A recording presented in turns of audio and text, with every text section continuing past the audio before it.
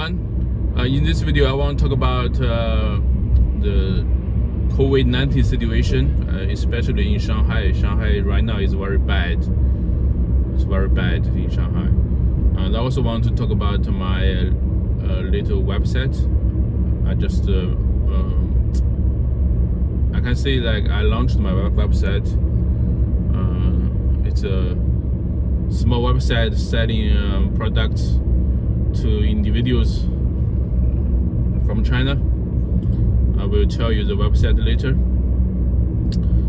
First, I want to talk about the COVID-19. In the last video, I told you like my place is locked down, but now as you can see, life returns to normal. The day before yesterday, we can go to work because all the people here, we did the nucleic acid test for 3 or 4 days, and there's no newly found case. So the government says that yes, you don't have to stay at home. So even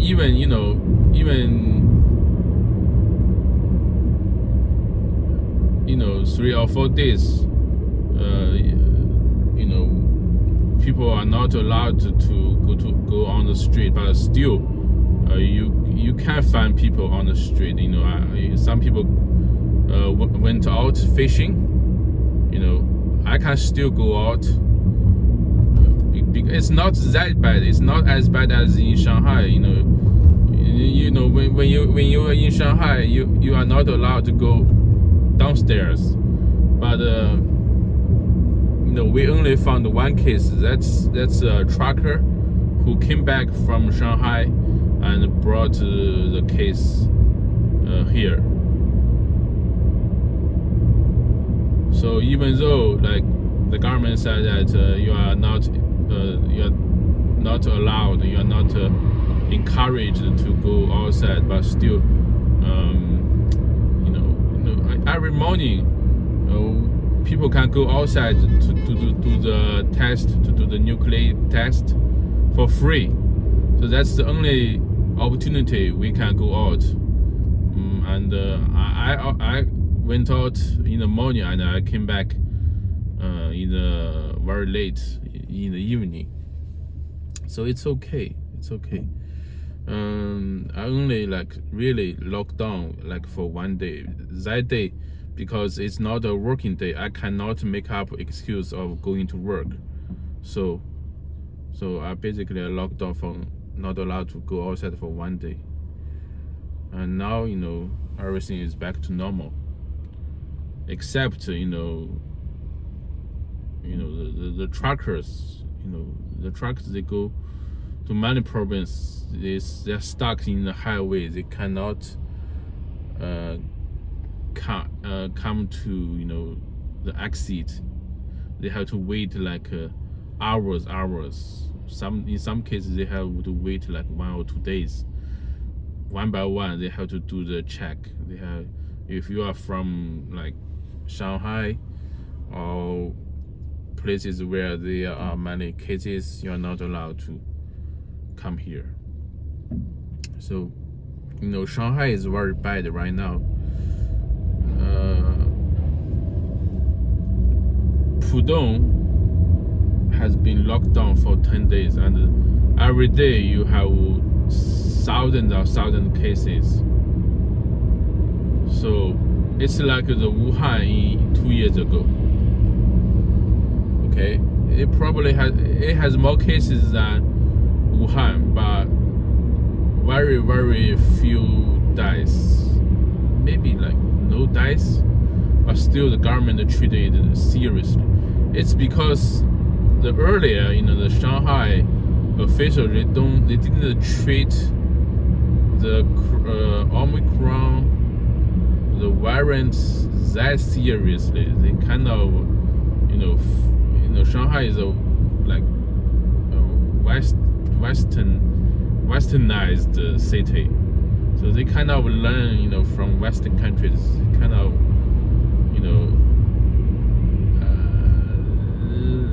let it develop, let the virus develop for a while. But then, you know, you have many other places that, many other cities that have cases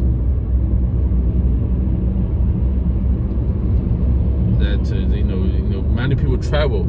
They bring Shanghainese or people working in Shanghai. They brought cases to many other cities in China. So it kind of got out of control. So now it's getting tougher. The government, the Shanghai government, they are adopting draconian measures. So Shanghainese, they are locked down. And when I say lockdown, it's not the lockdown we had earlier. It's a strict lockdown. You are not allowed to go downstairs even. You're not allowed to go outside your door. And when you go outside, people will stop you, and maybe if you don't follow the rules, they will detain you. And Shanghai, you can say Shanghai has two parts, Pudong and Puxi. Pudong has been locked down for more than 10 days. In some residential areas, people are locked down for like a month. And I think like people still will have to be locked down for like a month until there's very, very few cases every day. But now, every day, you still have thousands of cases. You have like maybe 300 confirmed cases and maybe 3,000 or 10,000 symptom, cases that don't show symptoms. You have a word for that, asymptomatic, right? Asymptomatic. So until you brought the daily cases to dozens, until then, maybe Shanghai, people are allowed to go outside. When the COVID-19 broke out in Wuhan 2 years ago, people in Wuhan were locked down for like 2 months. And I don't think, maybe 2 months for Shanghai is possible, but maybe like 3 weeks or 1 month. And that has impacted China a lot, because Shanghai is a big city, it's like New York to America.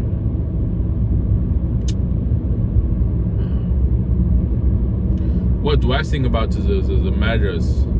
I think it is necessary. Even though some people say, it's like a flu, there's no death. No, yes, people die from this, especially older people. And you have, some other things associated with this virus. Even if you recovered from it, some people will lose their sense, like you cannot smell that good, you cannot smell things that you lose kind of smelling ability to some people. And some people say that they have this side effect, that side effect.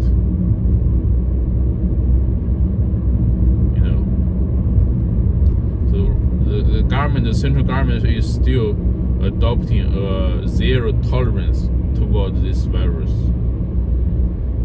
And her business, and also hurt people's life. Even though the government they gave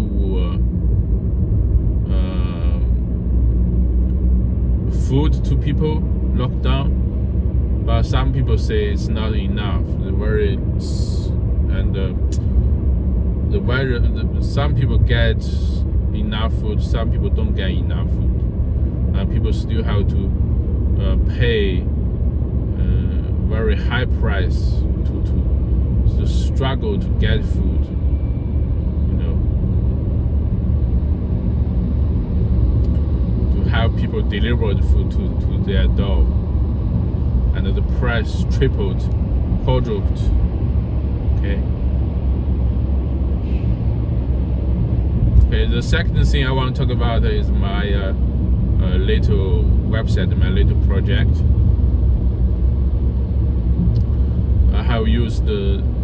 I use the Wix system to create an e-commerce website selling Chinese-made products to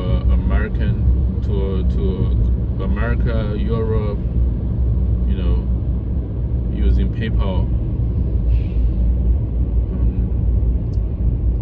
I have some knowledge about building website. I built websites before, and now, you know, even, you know, with the help of Wix, you know, I can easily set up a store.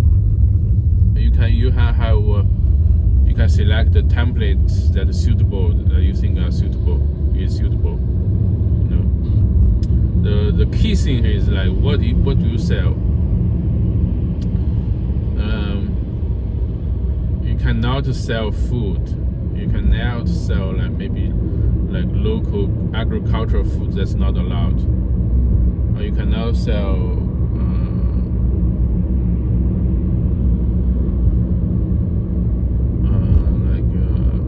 gloves or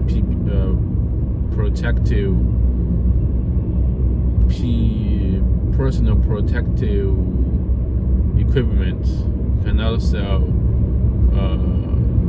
face masks.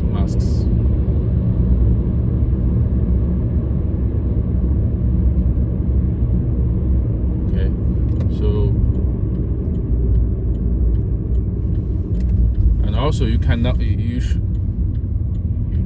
only suitable things are like small items, small commodities that if you ship it out, it doesn't, the shipping cost is low, especially low weight, small volume items. And I have also to compare the prices on Amazon, because if you are like selling it higher, I only like make $1 or $2 for every item I sell, right? And most of the items, the price is like about $9-8, right? I have to make sure, like, first I don't lose money.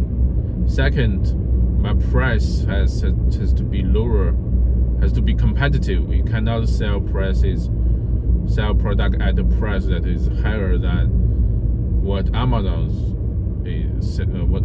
prices are, right? And you also have to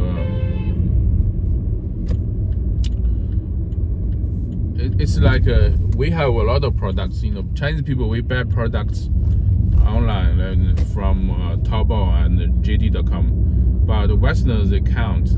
First, you know, the sellers, they can't ship it out, and they don't speak good language, and also they don't have a low way. They don't know the low cost of shipping out. So many of the products, I don't keep the products. Okay, each time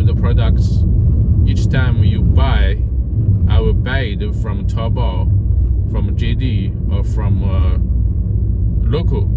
my local product, and I will ship it to you. Okay. Like I said, I only make $1 or $2 every time you buy.